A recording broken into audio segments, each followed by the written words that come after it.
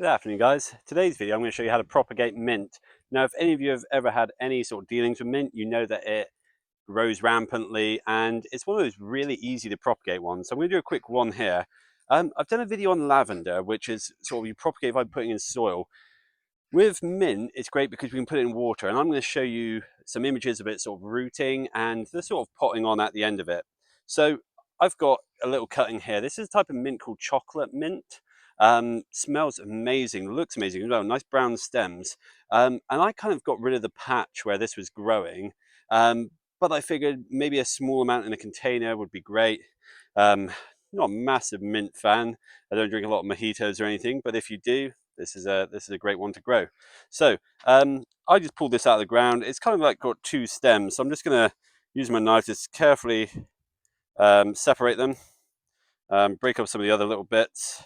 The reason you kind of want to use a knife over anything else is you're trying to keep it reasonably clean, as opposed to me just breaking it with my finger or something like that.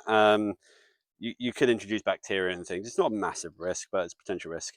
So when you've got it like this, you want to strip it back so it's just the top leaves left. Now all I do with this is grab the stem and pull it back, and there you go. Leaves are all off. I'm left with just a tuft. And all I want to do with that one is just drop it into the water. I want to make sure the leaves don't submerge or anything. And I can have quite a lot of the stem in the water. What I might do is I might get some sellotape and just prop it up so that the whole plant doesn't fall in, because that would kill it. So again, same again here. I'm just going to take off the leaves. I'm going to be a bit more delicate with this one, just so it makes a difference. Oh no. Right, I guess we just have one cutting, so let's put all our hopes on this one, and I'll show you the results after a couple days. So right guys, 7 days later, and there are some roots forming right next to the root nodule, as expected. I'm going to let these root for another week, and then we'll be potting up into a pot. So it's about 2 weeks later, and as you can see, the mint has well and truly rooted. Now, mint is a really easy one to propagate. It roots quite readily, and can be a bit of a weed once it gets into borders and things.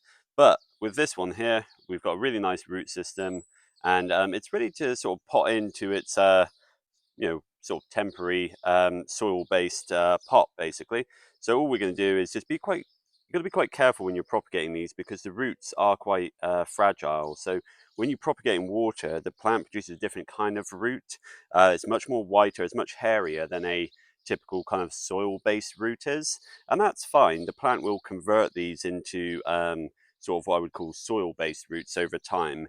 The reason the root's different is because it takes advantage of the sort of oxygen that's kind of ready there in the water, whereas in the soil, the roots are definitely much more sort of, I suppose, opportunistic in terms of finding nutrients and oxygen and things like that.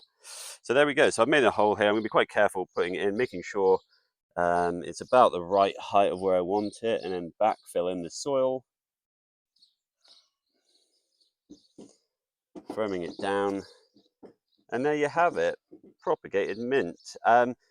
Couple like cool things about mint. So obviously, as well as being a kind of herb that smells great and you can sort of use in drinks and other things, it also flowers as well, and it produces these really like kind of cool like conical like flowers, which bees love and things. So it adds a bit of interest that way as well. Um, but there you go, guys. That is propagating mint using a water-based method.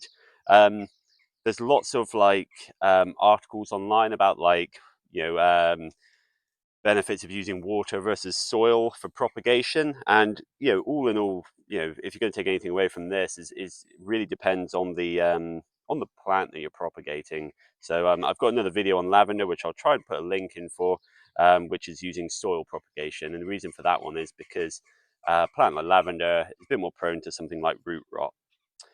So yeah, there you go, guys. Hopefully you like this video. Don't forget to like and subscribe, and we'll see you again for more gardening videos.